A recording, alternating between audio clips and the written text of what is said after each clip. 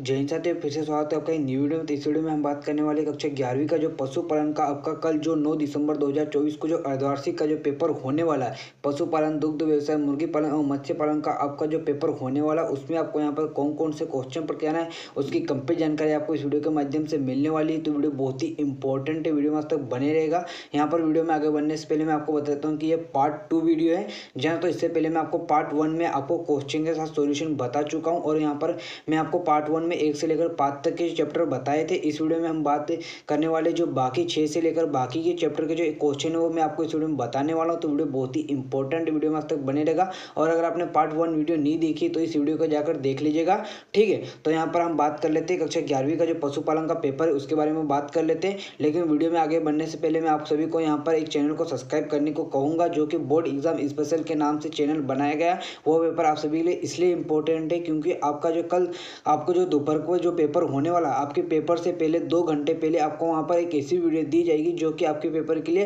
रामबाण साबित होगी, ठीक है। तो उस चैनल को सब्सक्राइब जरूर कीजिएगा। उस चैनल के लिंक मैंने डिस्क्रिप्शन में दे दी है, बोर्ड एग्जाम स्पेशल करके चैनल है, तो चैनल को सब्सक्राइब कीजिएगा। और यहाँ पर हमारे पास ज़्यादा टाइम नहीं है, तो बिना टाइम वेस्ट किए मैं आपको यहाँ पर क्वेश्चन बताना शुरू करता हूँ, ठीक है।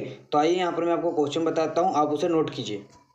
तो आपका यहाँ पर नेक्स्ट चैप्टर क्या है, अध्याय 6 पशु प्रजनन। जैसे कि मैंने आप सभी को बताया कि इससे पहले मैं आपको 1 से लेकर 5 तक के चैप्टर के जो इंपॉर्टेंट क्वेश्चन बता चुका हूँ, उस वीडियो की लिंक आपको इसमें मिल जाएगी। अगर आपने इस वीडियो को नहीं देखा तो उस वीडियो को जरूर देखेगा, ठीक है। तो यहाँ पर हम देख रहे हैं क्या, तो यहाँ पर हम क्या देख रहे हैं, अध्याय 6 पशु प्रजनन। इसमें आपको जो पहला क्वेश्चन तैयार करना है, संकरण क्या है, संकरण के 4 लाभ लिखे, या यूँ पूछे कि पशु में संकरण के लाभ लिखे। तो सबसे पहले संकरण क्या होता है उसे समझिए। पशु प्रजनन की वो विधि जिसके अंतर्गत 2 भिन्न शुद्ध नस्लों के पशुओं के बीच स्वास कराया जाता है, संकरण कहलाती है। इस प्रजनन प्रणाली से निम्नलिखित लाभ है, जैसे कि 2 भिन्न शुद्ध नस्लों के पशुओं के जीन संकर संताति में इस प्रकार व्यवस्थित होते हैं कि संकर संताति में वांछित गुणों में भारी वृद्धि होती है।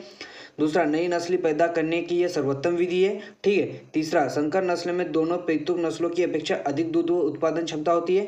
चौथा, नई संकर नस्ल का व्यावसायिक दृष्टि से अधिक लाभप्रद होती है। तो ये मोस्ट इंपॉर्टेंट क्वेश्चन है, इसे जरूर तैयार कीजिएगा, ठीक है। उसके बाद नेक्स्ट क्वेश्चन क्या है, पशु प्रजनन के उद्देश्य लिखिए। तो पशु प्रजनन के उद्देश्य यहाँ पर निम्नलिखित है, तो आप यहाँ पर देख सकते हो। पहला उद्देश्य क्या, उत्तम पशु निर्माण, तो इसका वर्णन करके यहाँ पर बताया गया है। दूसरा क्या है, पशु समूह की उन्नति। तीसरा, नियमित प्रजनन। और चौथा, बांझपन दूर करना। और पांचवा क्या है, वांछित गुणों को सहमिति करना। तो ये पॉइंट मैंने बता दिए, इनका वर्णन भी किया गया, आप नोट कर सकते हो, ठीक है।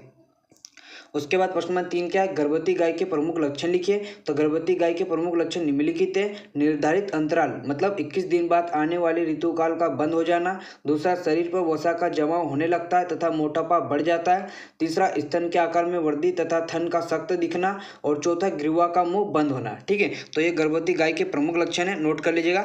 उसके बाद प्रश्न नंबर 4 क्या है, भारत में पशु प्रजनन की समस्या को बताइए। तो भारत में पशु प्रजनन की जो समस्या निम्नलिखित है। पहला क्या है, पशु का गर्भपात होना तथा बार बार ऋतुमय होना। दूसरा, प्रजनन के लिए उत्तम सांडों का अभाव होना। तीसरा, पशुओं का लंबे समय तक भूखा रहना। चौथा, उच्च तकनीकी पर आधारित प्रयोगशाला का अभाव। और पांचवा क्या, प्रशिक्षित एवं अनुभवी कार्यकर्ताओं का अभाव होना, ठीक है, नोट करो। उसके बाद क्या है, अंत प्रजनन और बाह्य प्रजनन में आपको अंतर बताना है। मोस्ट इंपॉर्टेंट क्वेश्चन है, most important question, 5 star, 5 number का, 4 नंबर का क्वेश्चन। अंत प्रजनन और बाह्य प्रजनन में अंतर स्पष्ट कीजिए, ठीक है। तो आप यहाँ पर देख सकते हैं अंत प्रजनन और बाह्य प्रजनन में अंतर निम्नलिखित है। तो यहाँ पर आपको 4 अंतर दिए गए, 4 नंबर का क्वेश्चन है, आपकी एग्जाम में आपको 100% देखने को मिल सकता है, तो इसे तैयार कर लीजिएगा, ठीक है। तो यहाँ पर आप इसका स्क्रीनशॉट लेना चाहते हो तो स्क्रीनशॉट ले लीजिए। उसके बाद क्या है, ऋतुमयी गाय के आपको यहाँ पर 4 प्रमुख लक्षण बताना है। तो यहाँ पर इसके लक्षण दिए गए, नोट कर लीजिए। अपने पास अभी ज़्यादा समय नहीं कि मैं आपको पढ़कर समझाऊं, अभी आप क्वेश्चन नोट कीजिए और उसका आंसर नोट कीजिए, ठीक है। मैं यहाँ पर आपको केवल क्वेश्चन बता सकता था, लेकिन इसलिए मैंने आपको पहले क्वेश्चन बताया। अगर आप शुरू से जुड़े हो गए तो मैंने आपको पहले क्वेश्चन बताया, अब यहाँ पर आपको सोल्यूशन भी बता रहा हूँ, ठीक है। उसके बाद अब इन सबको टाइप करने में इतनी मेहनत लगती है कि आपको पूछो भी मत। यहाँ पर आप सभी के लिए सबसे पहले इंपॉर्टेंट क्वेश्चन ढूंढो, फिर यहाँ पर एक एक शब्द यहाँ पर टाइप करना पड़ता है, टाइपिस्ट भी घबरा जाता है, ठीक है। तो अगर अभी तक आपने इस वीडियो को लाइक नहीं किया, वीडियो को लाइक कर दीजिए, आप सभी के लिए इतनी हम मेहनत करते हैं, ठीक है। उसके बाद अध्याय 7 क्या है, कृत्रिम गर्भाधान। इसमें आपको जो पहला क्वेश्चन तैयार करना है, कृत्रिम गर्भाधान किसे कहते हैं। अब इसकी यहाँ पर परिभाषा बताई गई, आप यहाँ पर नोट कर सकते हो।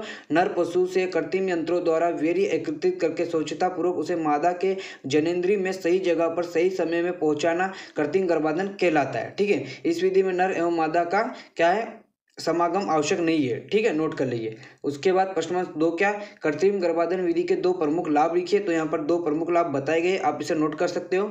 ठीक है। प्रश्न नंबर 3 क्या, कृत्रिम गर्भाधान किन्हीं 2 अवगुणों को लिखे या किन्हीं 2 दोषों को लिखे। तो यहाँ पर बताया गया, आप इसे नोट कर लीजिए। उसके बाद प्रश्न नंबर 4 क्या, कृत्रिम योनि के उपयोग के 2 लाभ लिखिए। तो यहाँ पर इसका आंसर यहाँ पर आपको दिया गया है, नोट कर सकते हो। उसके बाद प्रश्न नंबर 5 है, वीर्य सेचन की किन्हीं 2 विधियों के नाम बताइए। तो पहली विधि स्पुकुलम विधि, दूसरा है गुदा योनि विधि। तो इसे नोट कर सकते हो। ठीक है।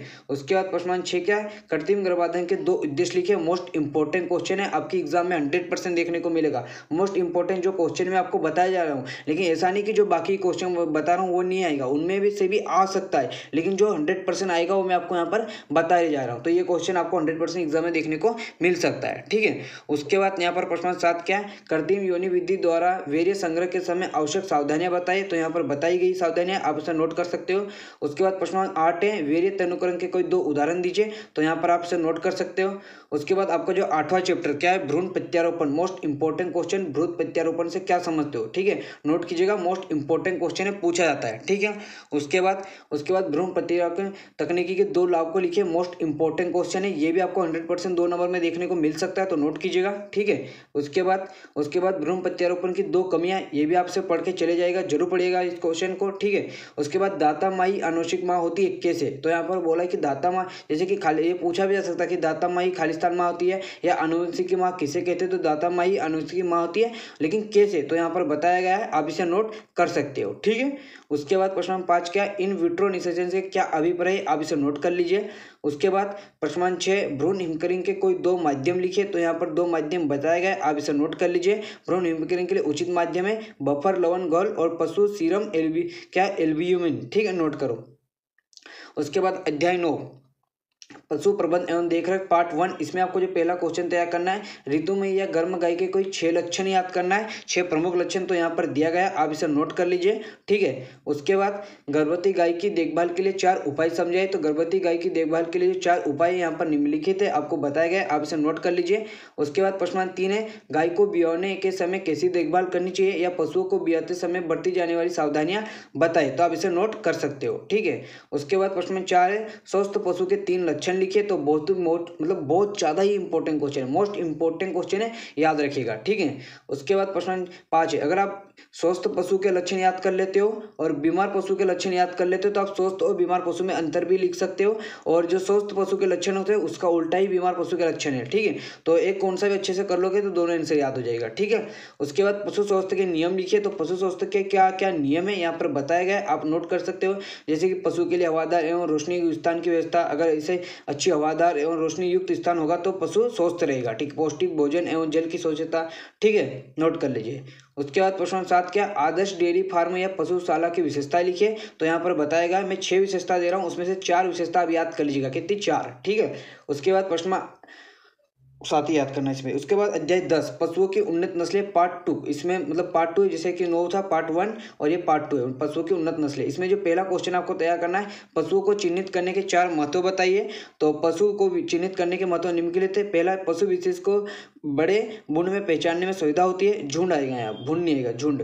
तो पशु विशेष को बड़े झुंड में पहचानने की सुविधा होती है। दूसरा, पशुओं का रजिस्ट्रेशन करने में सहायता मिलती है, और पशुओं को वंशावली बनाने में पहचान चिन्ह आवश्यक होता है। तो आप इसको यहाँ पर 5 दे रहा हूँ, उसमें से 4 याद कर लीजिएगा। ठीक है।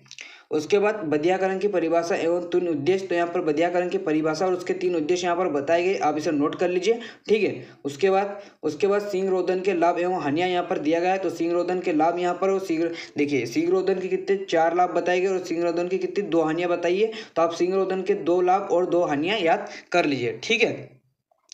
उसके बाद प्रश्न नंबर 4 क्या है, पशुओं को चिन्हित करने की प्रमुख विधियां कौन कौन सी है। तो पशुओं को चिन्हित करने की प्रमुख विधियां निम्नलिखित है। पहला, टीन की पत्ती अथवा छल्ला डालकर। दूसरा, दाग लगाकर। तीसरा, कान गूंथकर। और चौथा, कान छेदकर या नोचिंग द्वारा। तो इसका वर्णन भी यहाँ पर किया गया है, आप इसे नोट कर सकते हो। ठीक है। उसके बाद प्रश्न नंबर 5 क्या है, पशुओं को बधिया करने की बर्डिजो कैस्टर विधि क्या है। तो आप इसे नोट कर लीजिए। उसके बाद अध्याय 11, मत्स्य पालन एवं सुकुर पालन। इसमें जो पहला क्वेश्चन तैयार करना है, मत्स्य पालन के प्रयोग में आने वाली विभिन्न प्रकार के तालाबों के नाम लिखिए। तो मत्स्य पालन के प्रयोग में आने वाले विभिन्न प्रकार तालाब कौन से, नर्सरी तालाब, रियरिंग तालाब, एचिंग तालाब, संग्रह तालाब और विपणन तालाब। तो आप इसे नोट कर लीजिए। ठीक है। उसके बाद प्रश्न नंबर 2 क्या है, मछलियों की कुछ उपयोगी नस्लों के नाम लिखिए। तो मछलियों की कुछ उपयोगी नस्लें निम्नलिखित है, जैसे कतला, रोहू, कालबासु, मृगल, रेवा, कॉमन कार्प, मांगुर आदि। ठीक है। उसके बाद प्रश्न नंबर 3 क्या है, सुकुर की प्रमुख नस्लों के नाम लिखिए। तो सुकुर की प्रमुख नस्लें वृद्ध, सफेद यॉर्कशायर, बर्कशायर, टेमवर्थ, ड्यूरॉक, मध्य सफेद यॉर्कशायर। तो नोट कर लीजिए। उसके बाद प्रश्न नंबर 4 क्या है, सुकुर पालन की उपयोगिता बताइए। तो सुकुर पालन की जो उपयोगिता निम्नलिखित है, मांस उत्पादन में, खाद्य की प्राप्ति, सुकुर पालन से सुकुर बाल एवं चर्म को प्राप्ति, मांस निर्यात से विदेशी मुद्रा की प्राप्ति। ठीक है, नोट कर लीजिए। उसके बाद प्रश्न नंबर 5 क्या है, मछलियों की उपयोगिता के संक्षेप लिखिए। तो मछली के महत्व यहाँ पर बताए गए। मछली की जो महत्व निम्नलिखित है, पहला है उत्तम भोज्य पदार्थ के रूप में, खाद्य निर्माण में, मत्स्य तेल या कोट लीवर ऑयल बनाने में, गोंद बनाने में, छठवां औद्योगिक उत्पाद बनाने में। ठीक है। उसके बाद 12वां चैप्टर क्या है, मुर्गी पालन एवं मुर्गी की महत्वपूर्ण नस्लों का अध्ययन। तो पहला है कड़कनाथ नस्ल को मुर्गी की कड़कनाथ नस्ल की मुर्गी की कोई चार विशेषता आपको बताना है। तो इनकी विशेषताएं निम्नलिखित है, जैसा कि पहला इनका रंग। सबसे पहले ये कड़कनाथ मध्य प्रदेश के भील जनजाति द्वारा पाली जाने वाली मुर्गी की नस्ल है। याद रखिएगा, कड़कनाथ जो है मध्य प्रदेश की भील जनजाति द्वारा पाली जाने वाली मुर्गी की नस्ल है। और इनकी विशेषता की बात करें तो इनका रंग काला भूरा होता है, इनके गोश्त में 18 से 20% प्रोटीन होता है तथा अन्य औसत नस्लों में लगभग 25% से अधिक है। प्रोटीन में 18 एमिनो अम्ल होते हैं जिनमें 8 आवश्यक है। ठीक है। तीसरा क्या है, इनके गोश्त में निम्न कोलेस्ट्रॉल मात्रा होती है। तो नोट कर लीजिए। उसके बाद प्रश्न नंबर 2 क्या है, अच्छे अंडे तथा कम अंडे देने वाली मुर्गियों के लक्षण की तुलना कीजिए, या यूं कहिए कि अधिक और कम अंडे देने वाली मुर्गियों में कोई 4 अंतर लिखे। तो यहाँ पर बताया गया, आप देख सकते हो, अच्छे अंडे देने वाली मुर्गी और कम अंडे देने वाली मुर्गी में अंतर, यहाँ पर 6 अंतर दे रहा हूँ, उसमें से 4 अंतर अच्छे से याद कर लीजिएगा। ठीक है। उसके बाद प्रश्न नंबर 3 क्या है, भारत में मुर्गी पालन के विकास में आने वाली बाधाएं लिखिए। तो भारत में मुर्गी पालन के विकास में निम्नलिखित बाधाएं आती है, यहाँ पर 9 बता रहा हूँ, उसमें से 4 याद कर लीजिएगा। जो 4 सरल लगे वो आप याद कर लीजिएगा। ठीक है। उसके बाद प्रश्न नंबर 4 क्या है, भारत में मुर्गी पालन के लाभ लिखिए, या मुर्गी पालन व्यवसाय का महत्व 4 बिंदुओं में लिखिए। मोस्ट इंपॉर्टेंट क्वेश्चन है, यहाँ पर बताया गया है, आप इसे नोट कर लीजिए। ठीक है, फटाफट इसका नोट कर लीजिए। ठीक है। उसके बाद अच्छे मांस वाली, प्रश्न नंबर 5 के अच्छे मांस वाली तथा कम मांस वाली मुर्गियों के लक्षण की तुलना कीजिए। तो आप इसका आंसर यहाँ पर देख सकते हो, अच्छा, अधिक मांस देने वाली, कम और कम मांस देने वाली मुर्गी के यहाँ पर लक्षण बताए गए। आप यहाँ पर अंतर भी दिएगा, नोट कर लीजिए। ठीक है। उसके बाद मुर्गी पालन विकास के अंतर्गत स्थापित 5 सहकारी संस्थाओं के नाम लिखे। तो यहाँ पर 5 सहकारी संस्थाओं के नाम लिखे, आप इसे नोट कर सकते हो। ठीक है। उसके बाद अध्याय 13 क्या, दुग्ध व्यवसाय। इसमें आपको जो पहला क्वेश्चन तैयार करना है, श्वेत क्रांति का अर्थ स्पष्ट कीजिए। तो जो श्वेत क्रांति का अर्थ क्या है, ऑपरेशन फ्लड योजना के फलस्वरूप भारत आएगा यहाँ पर, भारत में दुग्ध उत्पादन प्रति व्यक्ति खपत एवं दुग्ध व्यवसाय में आश्चर्यजनक वृद्धि हुई है, इसे श्वेत क्रांति कहा गया। श्वेत क्रांति का जनक, श्वेत क्रांति का फादर किसे कहा जाता है, यहाँ पर आप कमेंट करके बताओ। श्वेत क्रांति का जनक किसे कहा जाता है, फटाफट यहाँ पर आप कमेंट करके बताइएगा। ठीक है। उसके बाद श्वेत क्रांति के उद्देश्य क्या है, तो दुग्ध उत्पादन। श्वेत क्रांति किससे रिलेटेड है, दुग्ध उत्पादन से। तो दुग्ध उत्पादन तथा दुग्ध व्यवसाय को बढ़ावा देना, पशुओं की नस्ल में सुधार करना, विविध दुग्ध उत्पादों के निर्माण एवं विपणन को बढ़ावा देना। ठीक है। राष्ट्रीय डेयरी विकास बोर्ड की स्थापना कब हुई, इसके कोई 2 कार्य। तो राष्ट्रीय डेयरी विकास बोर्ड की स्थापना 1965 में हुई थी। याद रखिएगा, कब हुई थी, 1965। ऑब्जेक्टिव में पूछा जा सकता है। इसके कार्य यहाँ पर दिए गए, आप इसे नोट कर लीजिए। ठीक है। उसके बाद प्रश्न 4 क्या, डेयरी विकास से संबंधित किन्हीं 2 योजनाओं के नाम लिखिए। तो डेयरी विकास से संबंधित 2 योजना निम्नलिखित है, पहला सघन पशु विकास योजना और दूसरा ऑपरेशन फ्लड योजना। ठीक है। उसके बाद प्रश्न नंबर 5 क्या, दुग्ध व्यवसाय की परिभाषा एवं 3 लाभ या महत्व बताइए। तो यहाँ पर दुग्ध व्यवसाय की जो परिभाषा और लाभ दिए गए, आप इसे नोट कर सकते हो। ठीक है। उसके बाद प्रश्न क्या है, अध्याय 14 सहकारिता। इसमें जो पहला क्वेश्चन तैयार करना, सहकारिता क्या, इसके मूल सिद्धांत लिखिए। मोस्ट इंपॉर्टेंट क्वेश्चन है, इस चैप्टर से टोटल 5 नंबर के क्वेश्चन आएंगे, जिसमें एक ऑब्जेक्टिव होगा और एक 4 नंबर का क्वेश्चन होगा। ठीक है। तो इस वीडियो में इस चैप्टर से आपको 4 नंबर का क्वेश्चन देखने को मिल सकता है। तो ये सहकारिता के 5 आधारभूत सिद्धांत और सहकारिता क्या होती है वो आपको पता होना चाहिए। ठीक है। तो आप इसे नोट कर लीजिएगा।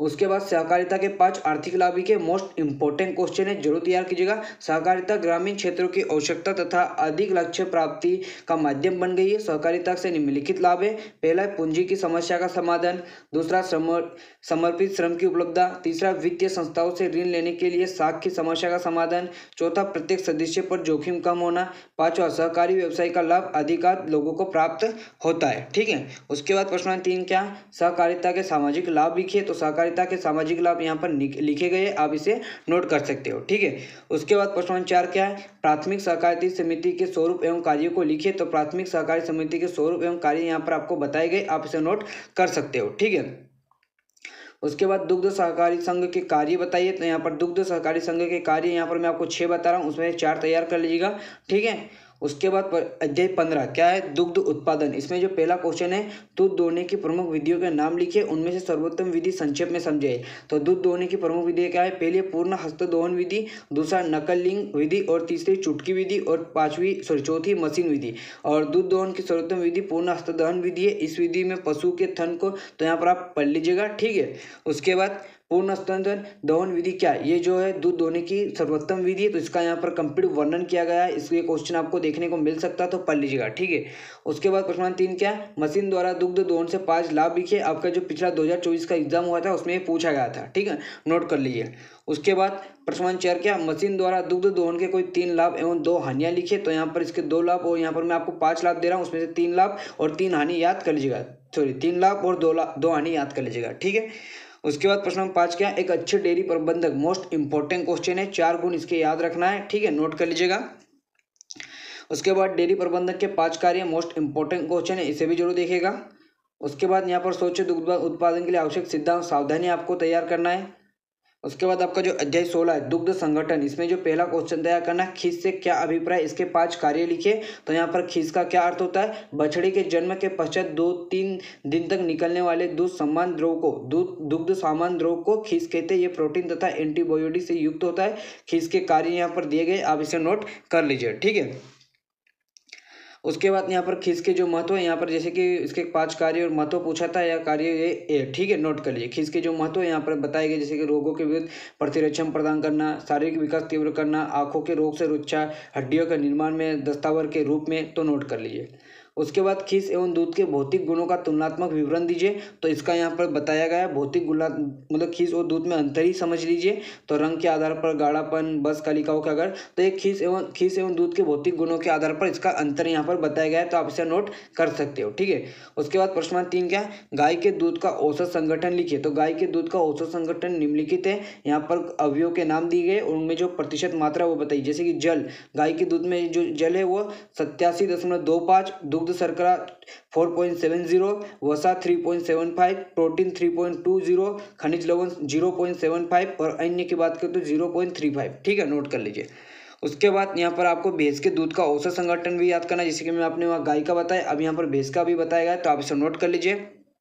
ठीक है, उसके बाद यहाँ पर प्रश्न नंबर 5 क्या, दुग्ध संगठन को प्रभावित करने वाले कारकों को समझाए। तो यहाँ पर आप देख सकते हो, पहला क्या, दुधारू पशु की प्रजाति, दूसरा पशु को दिए गए चारे और राशन, तीसरा पशु के अयन की स्थिति, चौथा मौसम का प्रभाव, पांचवा ब्यात की अवस्था और छठवां दोहने का समय। तो नोट कर लीजिए। ठीक है, उसके बाद अध्याय 17 क्या है, दुग्ध अवशीतन एवं परीक्षण। इसमें जो पहला क्वेश्चन तैयार करना है, किन्हीं तीन दुग्ध शीतकों के नाम बताइए। तो पहला क्या है, तल शीतक, कैबिनेट शीतक, आंतरिक ट्यूब एवं प्लेट्स उष्मा विनेक शीतक। नोट कर लीजिए। ठीक है, उसके बाद प्रश्न 2 क्या है, इलेक्ट्रोमीटर की संरचना में संक्षेप वर्णन कीजिए। मतलब इलेक्ट्रोमीटर की जो संरचना का संक्षेप में आपको यहाँ पर समझाना है। तो द्रव इलेक्ट्रोमीटर इतना डूबा है क्योंकि ये, तो आप इसका बताएगा, इसका यहाँ पर आप नोट कर लीजिए। ठीक है, उसके बाद इसका चित्र भी यहाँ पर, इलेक्ट्रोमीटर का जो चित्र है आप यहाँ पर देख सकते हो, इलेक्ट्रोमीटर किस प्रकार बनाया जाता है। तो ये चित्र आपको आपके एग्जाम में बनाने के लिए पूछा जा सकता है, तो आप इसे नोट कर सकते हो। ठीक है, उसके बाद क्या है, प्रश्न 3 है, इलेक्ट्रोमीटर विधि से दूध का सापेक्ष घनत्व ज्ञात करने के लिए क्या सावधानी रखनी चाहिए। तो यहाँ पर इसका बताया गया है क्या क्या सावधानी रखनी चाहिए, निम्नलिखित सावधानियाँ है, तो आप इसे नोट कर लीजिए। उसके बाद प्रश्न 4 क्या, दूध के सापेक्ष घनत्व ज्ञात करने के प्रयोग में आने वाली इलेक्ट्रोमीटर विधि का सिद्धांत एवं प्रयोग विधि को समझाएं। तो यहाँ पर बताया गया है, आप इसे नोट कर सकते हो। ठीक है, तो अगर आप इसका पीडीएफ डाउनलोड करना चाहते हो तो आप हमारे टेलीग्राम चैनल रूपेशेफ क्लासेस पर आकर डाउनलोड कर सकते हो। जी हाँ, तो इसका जो पीडीएफ आपको टेलीग्राम चैनल पर मिल जाएगा। और इसके अलावा कोई डाउट या क्वेश्चन है तो हम इंस्टाग्राम पर आकर डीएम कर सकते हो। और यहाँ पर आप सभी को मैंने जो second channel board exam special channel को सब्सक्राइब करने को कहा था, तो उस चैनल को सब्सक्राइब जरूर कीजिएगा। और अगर आपने पार्ट 1 वीडियो नहीं देखी तो उस वीडियो की लिंक मैंने डिस्क्रिप्शन में दे दी, जाकर जरूर देखेगा। और बोर्ड एग्जाम स्पेशल चैनल को सब्सक्राइब जरूर कीजिएगा, उस चैनल की लिंक मैंने आपको डिस्क्रिप्शन में दे दी है। इसका पीडीएफ आपको टेलीग्राम चैनल पर मिलेगा। और उसके अलावा कोई डाउट या क्वेश्चन है तो हम इंस्टाग्राम पर आकर डीएम कर सकते हो। पार्ट 3 वीडियो भी बहुत जल्द आने वाली है। तो अगर अभी तक आपने चैनल को सब्सक्राइब नहीं किया तो चैनल को सब्सक्राइब कर लीजिए। और बेल आइकन को ऑल पर प्रेस नहीं किया तो बेल आइकन को ऑल पर प्रेस करके वीडियो को शेयर कर दीजिए। ठीक है, तो अभी के लिए इतना ही। वीडियो को लाइक कीजिएगा, चैनल को सब्सक्राइब कीजिएगा। मिलते वीडियो में, जय हिंद।